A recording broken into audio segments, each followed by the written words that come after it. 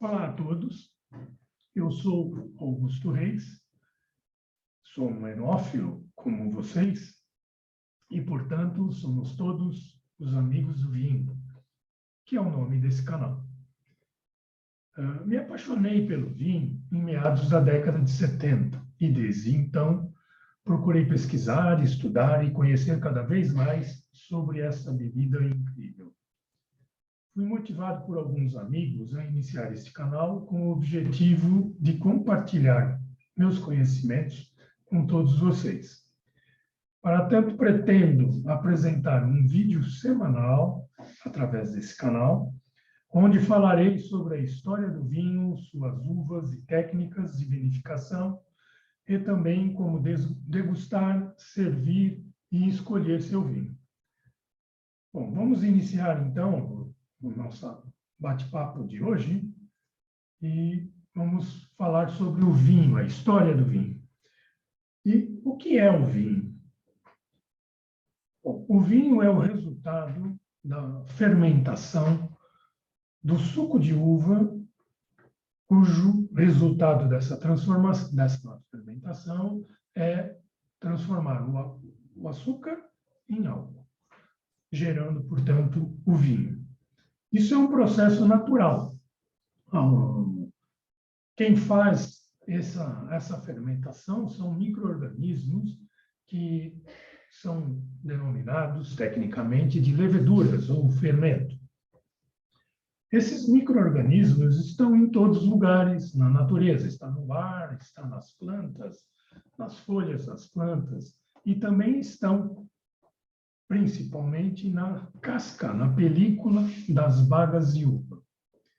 Então, daí, segundo os cientistas e os técnicos, os historiadores, eles aludem que o vinho foi descoberto, não foi inventado. Aconteceu de que alguém depositou vários cachos de uva em cima dentro de um recipiente de argila, talvez, ou mais antigo, numa pedra com um recesso, e essa pilha de cachos de uva, sobre o peso delas, ou algo mais pesado colocado em cima, comprimiu as de baixo e elas vieram a se romper pelo peso, liberando o seu suco.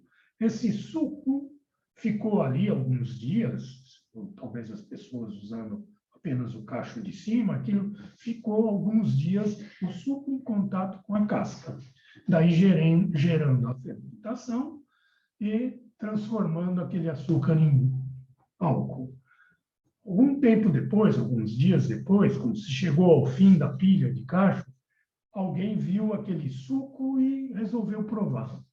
E aquilo deve ter lhe dado um efeito maravilhoso, os aromas, mesmo o sabor daquela bebida, e principalmente, claro, o álcool deve ter dado aquele efeito que todos nós conhecemos, que é muito bom, e isso deve ter motivado a tentar repetir aquele fenômeno.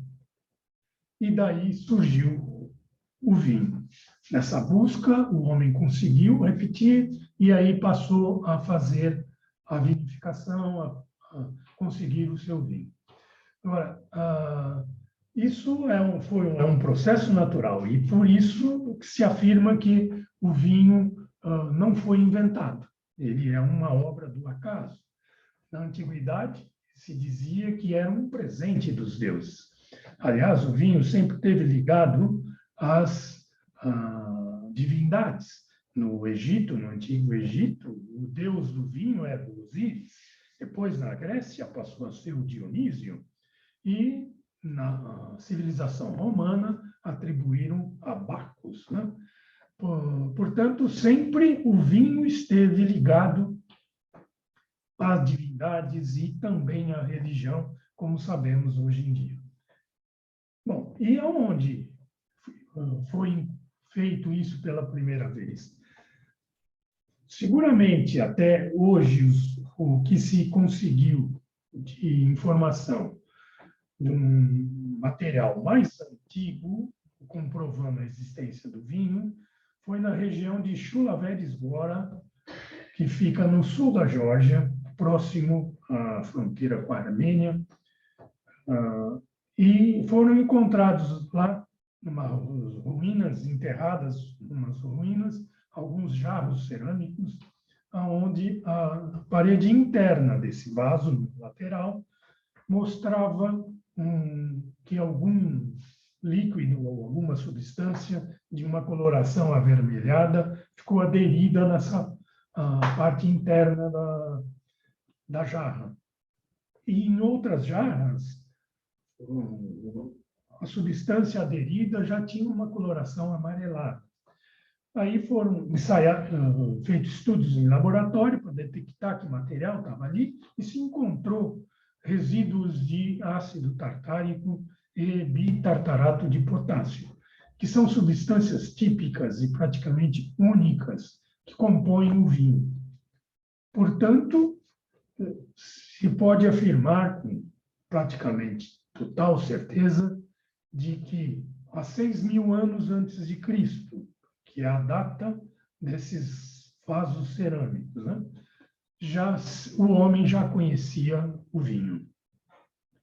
Bom, de lá, um novo ponto onde se encontrou o vinho foi em Agifirus-Tepe, no Irã, onde se encontrou vasos cerâmicos semelhantes, com o mesmo material, que datavam de 5.400 a 5.000 antes de Cristo.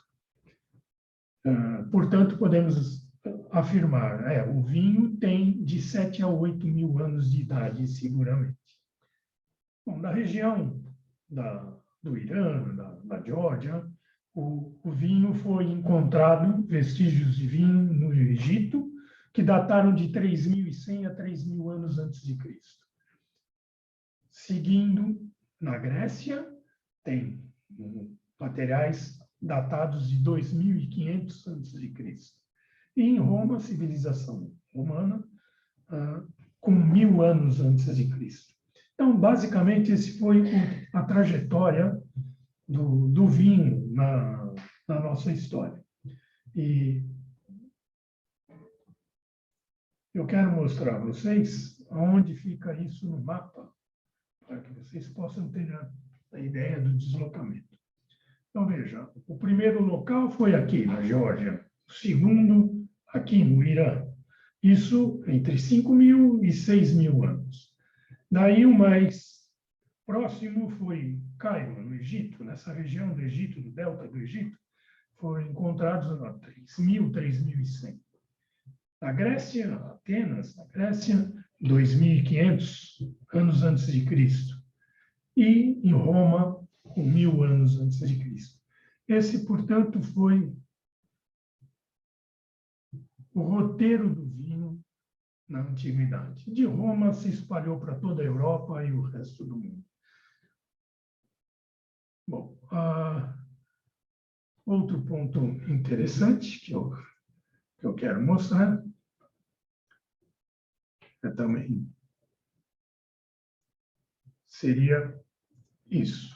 Quando o vinho atingiu o Egito, dali para frente nós temos uma documentação mais precisa, pois os egípcios já haviam inventado a escrita, então tem peças arqueológicas escritas em tábuas de cerâmica, que têm relatos de pessoas da antiguidade. Então, a nossa informação já é mais rica. E essa figura, esse desenho que eu estou mostrando, isso foi encontrado numa tumba na próxima cidade de Tebas, que data de 1450 a.C. Então, você vê que nesse desenho já se mostra uma parreira com várias uvas, pessoas fazendo a colheita de uva. Aqui você vê o engarrafamento do vinho colocado dentro das ânforas. E interessante é que já haviam detectado, nessa época, já haviam detectado que o ar, o oxigênio do ar, estragava o vinho, então desenvolveram uma tampa específica para esses jarros, para preservar e dar uma longevidade maior ao vinho. E embaixo nós vemos um um navio, um barco, que faria o transporte dessas ânforas cheias de vinho. O vinho, na antiguidade, era uma commodity muito importante, comercial. Ela era exportada para vários outros povos que não sabiam produzir, mas sabiam beber, né? Então, o vinho já era muito importante, um elemento comercial muito importante, de grande valor. A outra figura interessante para a gente mostrar seria essa daqui. Essa daí já é uma foto, já não é mais uma pintura. Isso é uma foto que foi tirada na cidade redescoberta de Pompeia, na Itália. Como sabemos, ela foi totalmente soterrada por lavas e cinzas do vulcão Vesúvio no ano 79 depois de Cristo, portanto, na nossa era. E depois, recentemente, quando encontraram a cidade, desenterraram a cidade, tudo estava preservado, como está mostrando essa foto. Esse ambiente aqui, é uma das casas que foram recuperadas, era provavelmente um bar, um restaurante, digamos, que servia comidas e bebidas. E se vê as ânforas de vinho depositadas lá como era naquela época. Então, você vê que a ânfora era pontuda na sua extremidade inferior, portanto, ela não parava de pé, né? Para isso foram desenvolvidas bases de apoio, onde se colocavam ela para que ela permanecesse de pé. Ela tinha essas duas alças. Veja que a capacidade dessas ânforas, encontraram ânforas de até 25 litros cada uma, sendo que o peso próprio dela, ela vazia, pesava praticamente a mesma coisa que ela cheia que o peso do vinho que ela continha. Então, 25 litros de vinho, 25 quilos, mais a ânfora, 50 quilos, era realmente pesada para se manusear. Então, tinham duas alças, onde provavelmente se passava uma corda, colocava no ombro de dois homens, um de cada lado, para poder transportar com segurança essa ânfora. Então, essas são as informações fotográficas que eu tenho daquela época para mostrar para vocês. Bom, então veja que, a partir daí, o vinho já tinha encontrado uma defesa para a sua deterioração, que eram as tampas das jarras. Eles começaram também a adicionar resinas de pinheiro, adicionava isso no vinho para aumentar a sua proteção e a sua longevidade, e começaram a encontrar métodos de cultivo e selecionar as variedades viníferas, as variedades de uva que davam um vinho melhor, com uma estrutura melhor, para ter uma longevidade maior. Isso foram levantados, esses dados são levantados em documentos escritos que os arqueólogos levantaram aí do Egito e da Grécia, que é onde a gente tem maior informação. Outra coisa interessante é que o vinho ele era diluído em água. Tem relatos que demonstram que a proporção ideal, por exemplo, na Grécia, era estipulado a diluição de 1:2, uma parte de vinho para 2 partes de água, sendo que na Grécia a recomendação era a utilização da água do mar para diluir. Portanto, aquela bebida se tornava uma bebida salgada, né? Mas veja que paladar é algo que se educa, né? Portanto, para o paladar daquela época, isso era o correto, era o melhor e era o usual, que todos faziam. Dizia-se que quem não diluía o vinho na água eram os bárbaros, eram pessoas não civilizadas, que a maneira correta de se beber o vinho era diluindo em água. Assim também como dizia que quem se embriagava eram pessoas não civilizadas, de baixo caráter, que era um pecado, digamos, né? As pessoas se embriagarem. Porém, se um nobre se embriagasse, ele era tolerado, não era considerado um bárbaro, né? Você vê que a sociedade sempre tem dois pesos e duas medidas, e essa diferença social de classe, infelizmente, acompanha a história da humanidade. O que encontrou-se também nessa época de Egito e Grécia é que em algumas jarras foram detectados a presença de um selo, onde se informava o local, a região de produção daquele vinho, quem foi o produtor, qual foi a safra das uvas que geraram aquele vinho, já demonstrando uma preocupação com qualidade e apontando aí, digamos, a existência do que hoje se chama de crus, de grão cru, né? Portanto, esse é uma região específica que vai gerar um vinho com essa tipicidade dessa região e com essa qualidade. Inclusive, tem relatos mostrando orientando que vinhos de determinados locais, determinados produtores, ficavam melhores depois de guardados por 5 anos, alguns por 10 anos, mostrando que já naquela época o vinho evoluía, um vinho mais velho, envelhecido, de qualidade, de estrutura para isso, atingia uma qualidade melhor com o tempo. Então, veja que no mundo, a história mais ou menos que se repete, ou pouco se conseguiu modificar daquele ponto há 4.000 anos atrás, né? Passaram 4.000 anos, porém isso não mudou. Mudaram as tecnologias, as maneiras de se produzir, sem dúvida, tudo isso mudou.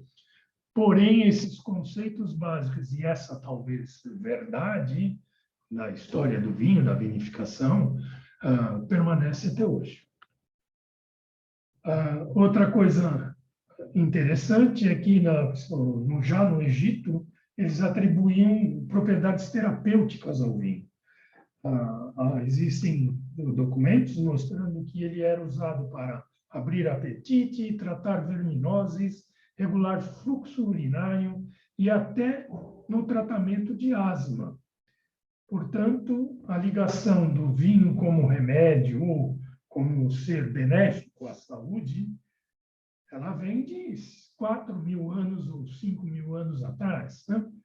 Então, realmente, hoje, eu diria, com certeza o vinho faz bem para a saúde, porque uma mentira, se isso fosse mentira, ela não duraria 4.000 anos. Alguém já teria desmentido. E até hoje se fala que o vinho é benéfico à saúde, portanto, ele seguramente deve ser realmente. Então, basicamente, era isso que eu queria apresentar a vocês. Chegamos aí na história do vinho até Roma, né? E no próximo capítulo a gente vai se alongar mais nessa história. Eu vou encerrar por aqui. Quero agradecer a vocês por terem compartilhado comigo esse momento e por terem atendido o meu convite. Deixe o seu comentário, a sua sugestão, a sua pergunta, que eu terei o maior prazer em responder no nossa próxima sexta-feira, no nosso próximo encontro, na próxima sexta-feira. Responderei com prazer. E muito obrigado. Deixe o seu like ou dislike a essa apresentação e não se esqueça de se inscrever no canal para que sejam alertados de quando o próximo vídeo será colocado no canal. Muito obrigado e até a próxima semana. Um abraço.